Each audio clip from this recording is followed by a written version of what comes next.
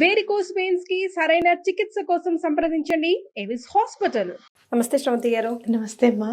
శ్రవంతి గారు, జనరల్గా ఇంట్లో ఈ మొక్కలు ఉంటే బాగుంటుంది, మాకు బాగా కలిసి వచ్చింది ఇంట్లో ఈ మొక్క పెట్టుకున్నప్పటి నుంచి అని కొంతమంది అనడం వింటూ ఉంటామండి. నిజంగా మొక్కలు పెట్టుకోవడం వల్ల ఇంట్లో పలానా స్థలంలో స్పెషల్గా మనకి కలిసి వస్తుందా, లేదా కలిసి రాకపోవడం కూడా? ఈ మొక్కలు ఉంటే బాగుండదు, కలిసి రాదు, అనారోగ్య సమస్యలు కానీ డబ్బు సమస్యలు కానీ చికాకులు కానీ ఇంట్లో వస్తూ ఉంటాయి అని అంటారు. అందులో నిజమెంత? ఒకవేళ నిజం ఉంటే ఏవి ఉండాలి, ఏవి ఉండకూడదు? ఇందులో నా పర్సనల్ ఎక్స్పీరియన్స్ ఖచ్చితంగా చెప్పాలి. ఓకే. చాలా రోజెస్ అంటే చాలా ఇష్టం నాకు. రోజా పూలు అంటే రకరకాలు ఉండాలి, రకరకాల కలర్స్ ఉండాలి.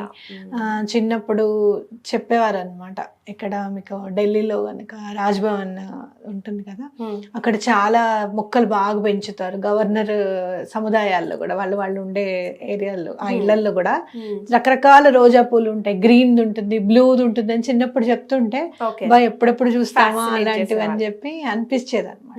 కానీ నేను చూసినప్పుడు ఎప్పుడైతే ఎక్కువగా రోజా పూలు ఉన్న ఇళ్లల్లో కానివ్వండి, మా ఇంట్లో ఉన్నాయి కానివ్వండి, చాలా ప్రాబ్లమ్స్ని ఉండడం అనేది నేను గమనించాను. కానీ రోజా పువ్వు ఉండని మామూలుగా ఇల్లు ఉండదు, కానీ పెట్టుకుంటాం. ముళ్ళు ఉంటాయి కదా. జనరల్ గా పెద్దవాళ్ళు ఏం చెప్తారంటే ముళ్ళు ఉన్న చెట్టు ఇంట్లో ఉండకూడదు అని చెప్తారు. మనం ఆ పువ్వు అందాన్ని ఆస్వాదించే దాంట్లో ఈ ముళ్ళని మర్చిపోయామేమో అని నాకు అనిపిస్తుంది. ఎటువంటి పరిస్థితుల్లోనూ చిన్నవి ఏమైనా మీరు పెట్టుకున్నా మీకు కలిసి వచ్చినా ఓకే, ఎటువంటి పరిస్థితుల్లోనూ వాస్తు ప్రకారంగా మాత్రము తీగ రోజాలు ఉంటాయి. లైట్ పింక్, బేబీ పింక్ కూడా ఉంటాయి. అది మాత్రం తీగ రోజా మాత్రం వాస్తు ప్రకారంగా అస్సలు ఇంట్లో పెట్టుకో. కాంపౌండ్ వాల్ బయట పెట్టుకోవచ్చు, అస్సలు మనం పెంచకూడదు అనేది నేను చదివాను. First rule. ఓకే. అయితే మరి ముళ్ళ చెట్లు కదా, మనం ఏవేవి పెంచుకోకూడదు ఇంకా అంటే కనుక చాలా మంది క్యాక్టస్ ఉంటుంది. క్యాక్టస్ పెంచడానికి కానీ, క్రోటన్స్ లో కూడా కొన్ని ఉంటాయి, అవి పెంచడానికి కానీ ఇష్టపడతారు. ఒకవేళ మీరు క్రోటన్స్ లో ఖచ్చితంగా పెంచుకోవాల్సింది ఏంటి అని అంటే జేడ్ ప్లాంట్ అని ఉంటుంది. జేడ్ ప్లాంట్ అని చిన్న చిన్నగా ఉంటాయి ఆకులు. దాంట్లో మీరు వాటర్ ఒక 4-5 days కంటిన్యూగా పోయకపోయినా కూడా అదేమి ఇదవదు అనమాట. అస్సలు లక్కీ ప్లాంట్ అని కూడా, లక్కీ ప్లాంట్, జేడ్ ప్లాంట్ చాలా బాగా పనిచేస్తుంది. అట్లాగే బ్యాంబూ ప్లాంట్ కూడా. బ్యాంబూ ప్లాంట్ అయితే ఎప్పుడు తీసుకొచ్చినా 3 నెలల కంటే ఉండదండి అనేది చాలా మంది వాదన. కానీ నేను చెప్తాను చూడండి, నెగటివ్ ఎనర్జీ అంతా రిమూవ్ అయిపోతుంది. అందుకనే ఒక్కొక్క స్టిక్ పాడవుతూ ఉంటుంది అనమాట బ్యాంబూలో. అంటే నెగటివ్ ఎనర్జీ బాగా ఉంది, అది క్లెన్స్ అవుతుంది అని నమ్మాలి మనము. ఎవ్రీ 3 months కి కొత్తది తీసుకొచ్చుకొని పెట్టుకుంటే చాలా మంచిది. అలాగే మీకు ఉండవలసిన దాంట్లో స్నేక్ ప్లాంట్ అని ఉంటుంది ఒకటి, క్రోటన్స్ లోనే. ఇట్లా చాలా షార్ప్ గా ఉంటాయి లీవ్స్, ఇట్లా పైకి ఉంటుంది. చూడటానికి అలోవేరా లాగా అనిపిస్తుంది, పొడవుగా ఉంటాయి. అది పెంచుకుంటే కూడా చాలా మంచిది. అలాగే అలోవెరా కూడా పెంచుకున్నా కూడా చాలా మంచిది. వీటన్నిటితో పాటు తులసి చెట్టుకి చాలా ఇంపార్టెన్స్ ఇచ్చి మనం రోజు దీపం పెట్టడం తులసి చెట్టు దగ్గర అనేది చాలా ఇంపార్టెంట్. అలాగే మీరు తులసి చెట్టుని పెంచుకున్నప్పుడు ఒక చెట్టుకి మీరు పూజ చేస్తున్న చెట్టు ఉండాలి, ఒకటి నార్మల్ది ఉండాలి. పూజ చేసిన తులసిలోంచి దళాలు తీసి స్వామికి అర్పించుకోవడం, ఇంట్లో పూజ చేయడం అనేది చేయకూడదు అనమాట. కాబట్టి దాన్ని కూడా విడిగా ఉంచాలి. అండ్ ఇంకా గట్టిగా చెప్పాలి అని అంటే ఆడవాళ్ళు ఎటువంటి పరిస్థితుల్లోనూ పీరియడ్స్ ఉన్నప్పుడు ఆ చెట్ల దగ్గరికి వెళ్ళకుండా చూసుకోవాలి. అంటే మాకు ఖచ్చితంగా పక్క కూర్చోమనే చెప్తాను నేను ఎటువంటి పరిస్థితుల్లో. మా ఇంట్లో అయితే పనమ్మాయిని కూడా అలౌ చేయను, 3 days రావద్దనే చెప్తాను. స్ట్రిక్ట్లీ ఫాలో 2024 లో కూడా kids at your home even. Okay. మా ఇంట్లో మా పిల్లలు 2 పక్కకే కూర్చుంటారు. 2024 లో కూడా అలా అనరు. ఓకే. ఎందుకు, మీరు ఏం చెప్తారు దాని వల్ల?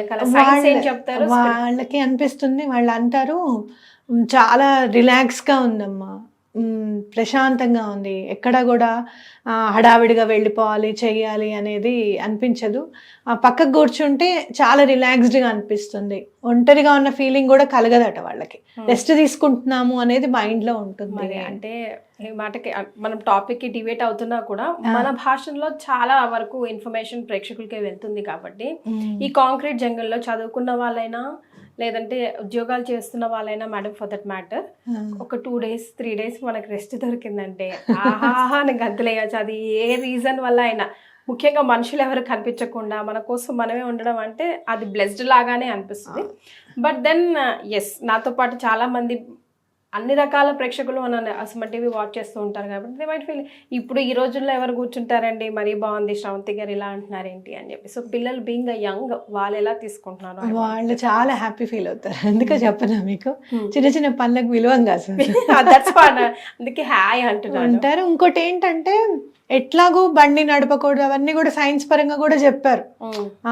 వెహికల్ ఎక్కువగా నడపడం అలాంటివి చేయకండి అని కూడా చెప్తారు. మెయిన్గా ఈ పీసీఓడి ఇవి ప్రాబ్లమ్స్ కూడా ఆ టైంలో రెస్ట్ తీసుకోకుండా వెళ్ళడం వల్ల కూడా మెనోపాజ్లో కూడా చాలా ఇబ్బందులు పడుతున్నారు అని కూడా చెప్తారు. అయితే అది ఎలాగో తప్పదు.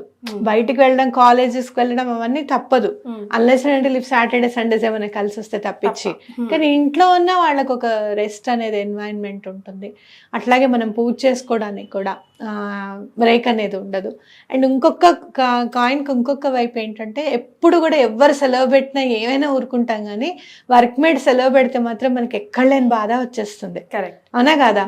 ఒక్కరోజు మానని అమ్మాయి అయినా కూడా వాళ్ళు రాదుట అని చెప్పి ఒక్క మాటనే అనుకుంటాం. తనకి కూడా ఒక 4 days లీవ్ ఇచ్చేసినట్టు అయిపోతుంది కదా. అలా ఆహా ఓహో అని పండగ చేసుకుంటుంది మీ ఇంట్లో మేడైతే. So right, coming back to our topic. So మనం ప్లాన్స్ గురించి మాట్లాడుకుంటున్నాం. అయితే అట్లా పీరియడ్స్ అప్పుడు ఆ చెట్లను ముట్టుకోకుండా ఉండడం అనేది మంచిది. అలాగే మీరు తమలపాకు చెట్టుకి చాలా మందికి డౌట్ ఉంది, పెంచచ్చా పెంచుకోకూడదా అని చెప్పి. తప్పకుండా పెంచుకోవచ్చు. అయితే నేను చూసింది ఏంటంటే తమలపాకు చెట్టు దగ్గరికి కానీ తులసి చెట్టు దగ్గర కానీ చెప్పులు ఎక్కువగా దగ్గరగా ఉండకుండా చూసుకోవడము. అంటే తులసి చెట్టుకి ఎంతైతే ఇంపార్టెన్స్ ఇస్తున్నామో తమలపాకు చెట్టుకు కూడా అంతే ఇంపార్టెన్స్ ఇస్తే మీకు తెలిసిపోతుంది. అది పెరగడం అది కూడా తెలిసిపోతుంది. చాలా జాగ్రత్తగా మనం చూసుకోవాలన్నమాట. జనరల్ గా అంటూ ఉంటారు కదండి, తామలపాకు చెట్టు ఎలా ఎలా ఎదుగుతుందో ఇంట్లో అష్టైశ్వర్యాలు అలా అలా తులుతూగుతూ ఉంటాయి అని నాగవల్లి కదా మరి. కానీ అందరి ఇంట్లో నిలవదండి తమలపాకు చెట్టు. నిలవకపోవడానికి కారణం ఇదే. ఓకే, అంటుముట్టు లేకుండా ముట్టుకోవడం చేయడము. చాలా సందర్భాల్లో నేను ఒక తోటమాలిని కలిసాను. ఎప్పుడు చాలా ఏళ్ల క్రితం నేను కాలేజ్ డేస్ లో ఉన్నప్పుడు. ఆయన ఏం చెప్పారంటే వాళ్ళకి తోట తమలపాకుల తోట ఉందిట. ఆయన మోకాళ్ళ మీద వెళ్ళి తీసేవారట తమలపాకుల్ని. మిగతా వాళ్ళు ఎవరు వెళ్ళినా ఏమో నాకైతే తెలియదు, కానీ నేను మాత్రం మోకాళ్ళ మీదే వెళ్ళి తుంచుతాను. కాళ్ళని అసలు ఆ తోటలోకి పాదాలతో మాత్రం నడవాలనిపించదు నాకు అని చెప్పారన్నమాట. అయితే చాలా సక్సెస్ఫుల్ పర్సన్. ఓన్లీ తమలపాకుల తోట వల్లనే ఆయన చాలా లాభం పొందారు. కాబట్టి అట్లా మనం చేస్తున్న పనికి, మనం ఇంట్లో ఉన్న చెట్లకు కానివ్వండి, ఒక మర్యాద పూర్వకంగా మనం గనక చూస్తే ఆ ఎఫెక్ట్ అనేది తప్పకుండా మనకి రిటర్న్ వస్తుంది అనేది మనం గమనించాలి. కరెక్ట్. అయితే ఈ రోజుల్లో బెడ్రూమ్స్ లో, లివింగ్ రూమ్ లో కూడా చిన్న చిన్న మొక్కలను అది పెట్టుకుంటున్నారు కదండి. మరి ఇస్ ఇట్ రైట్? బికాజ్ అన్ని వేళల్లో మనం ఆ ఏరియాస్ లోనే తిరుగుతూ ఉంటాం కదా. లేదు, అంటే షార్ప్ ఆబ్జెక్ట్స్, షార్ప్గా ఉన్న లీవ్స్ ఏవి కూడా బెడ్రూమ్లో ఉండకూడదు అనేది ఖచ్చితంగా మనం గుర్తించాలి. అలాగే చెట్లను ఏవి కూడా బెడ్రూమ్లో ఉంచొద్దని వాస్తు ఖచ్చితంగా చెప్తుంది అనమాట. అంటే సన్లైట్ కంపల్సరీగా కావాలి. కొంతమంది అంటారు వీటికి సన్లైట్ అవసరం లేదు, ఉన్నా పర్వాలేదు అని. అంటే సన్లైట్ ఎంత అవసరం లేకపోయినా ఒక 4 or 5 daysకి ఒకసారి బయట పెట్టాలి చెట్టుని. అట్లా మనం పెట్టకపోయినా దానికి ఏమైనా అయినా కూడా మళ్ళీ ప్రాబ్లమే. కాబట్టి ఒకవేళ మీకు బెడ్రూమ్లో కంపల్సరీ పెట్టుకోవాలి, ఆక్సిజన్ లెవెల్స్ ఖచ్చితంగా పెరుగుతాయి అని కనుక నమ్మకం ఉంటే షార్ప్ లీవ్స్ ఉన్నవి ఏవి కూడా పెట్టుకోకపోవడం అనేది చాలా ఇంపార్టెంట్. ఎక్కువగా జేడ్ ప్లాంట్ మాత్రం చాలా బాగా కలిసి వస్తుంది. అసలు కొన్ని సందర్భాల్లో మీరు చూసుకుంటే మనీ ప్లాంట్ కొంతమందికి కలిసి వస్తుంది, కొంతమందికి కలిసి రాదు. ఓకే, కానీ జేడ్ ప్లాంట్ మాత్రం అట్లా కాదు. జేడ్ అండ్ స్నేక్ ప్లాంట్స్ అందరికీ కలిసి వస్తుంది. అది వీళ్ళకి బాగుంటుంది వీళ్ళకి బాగుండదు అనేది ఏం లేదు. అట్లాగే అలోవెరా కూడా చాలా సందర్భాల్లో అలోవెరా నేను కొంచెం అంటే గుమ్మానికి కొంచెం అటువైపుగా పెట్టండి. ఎదురుగుండా అయితే జేడ్ ప్లాంట్ పెట్టుకోవాలి. మన గుమ్మానికి ఎదురుగుండా మీరు తులసి చెట్టు ఎలా అయితే పెడతారో దాని పక్కనే జేడ్ ప్లాంట్ పెట్టండి. అలాగే కొంచెం కార్నర్ కి గనక అలోవెరా పెడితే కార్నర్స్ లో చాలా నెగటివ్ ఎనర్జీస్ అన్ని కూడా మా ఇంట్లోకి రాకుండా ఉండడానికి అవకాశం ఉంటుంది. జనరల్ గా శ్రవంతి గారు బ్యాంబూ ప్లాంట్స్ కూడా మనం కొనుక్కోకుండా ఇతరులు గిఫ్ట్స్ ఇస్తే బాగుంటుంది అంటారు. అది మిత్తేనా, దాంట్లో ఏమైనా లాజిక్ దాగి ఉందా అండి? ఇప్పుడు నేను మీకు గిఫ్ట్ ఎందుకు ఇస్తాను, మీకు మంచి జరగాలని కదా. అంటే ఐఎమ్ పాసింగ్ మంచి ఇంటెన్షన్ ఎనర్జీ అలా నా ఇంటెన్షన్ అంటే మీకు బాగా కలిసి రావాలి, లేకపోతే మీ ఇంట్లో ఏమైనా నెగటివ్ ఎనర్జీస్ ఉండకూడదు, అలాంటి ఇంటెన్షన్తో నేను ఇచ్చినప్పుడు అది మంచిగా జరుగుతుంది. అండ్ అలాంటి లక్కీ థింగ్స్ ఏమైనా ఇచ్చేటప్పుడు మనకి చాలా ఉన్న మిత్ ఏంటంటే మన లక్ వాళ్ళకి వెళ్ళిపోతుందేమో అట్లా అని మనం ఆలోచిస్తూ ఉంటాం. అలాంటిది కేవలం లక్ష్మీదేవి బొమ్మలు మాత్రమే గిఫ్ట్ ఇచ్చుకోకూడదు. కానీ ఇప్పుడు కాయిన్స్ అన్ని పంచుతున్నారు, అన్ని ఈవెన్ 10 days 11 days దాంట్లో కూడా అమ్మవారి కాయిన్స్ ఏ పంచుతున్నారండి. యాక్చువల్గా సిల్వర్ లో అస్సలు ఇవ్వకూడదు, సిల్వర్ లోనే పంచుతున్నారు కదా. మనకి ఎంత ఉన్నా కూడా యాక్చువల్గా అవును. అంటే ఎటువంటి పరిస్థితుల్లోనూ లక్ష్మీదేవి బొమ్మను మాత్రం మా ఇంట్లో చిన్నప్పటి నుంచి కూడా ఇవ్వనిచ్చేవాళ్ళు కాదు. అసలు అలా ఇవ్వకూడదు ఎవరు. అసలు మనము షాపుల్లోకి వెళ్తే మామూలుగా సింపుల్ లాజిక్ గా తీసుకుంటే లక్ష్మీదేవి రూపం ఉన్న కాయిన్ ని మార్చుకొని మనకి ఏదైనా కావాలన్నా కూడా ఇవ్వరండి వాళ్ళు. సో మనం కూడా ఆ సింపుల్ లాజిక్ గుర్తు పెట్టుకుంటే లక్ష్మీదేవి కాయిన్స్ ని పంచకూడదు అన్నది మనకి అర్థమైపోతుంది. అది తప్పించి మిగతా ఏవైనా కూడా మీరు గిఫ్ట్ గా ఇవ్వచ్చు. Right, thank you so much అండి. నమస్తే.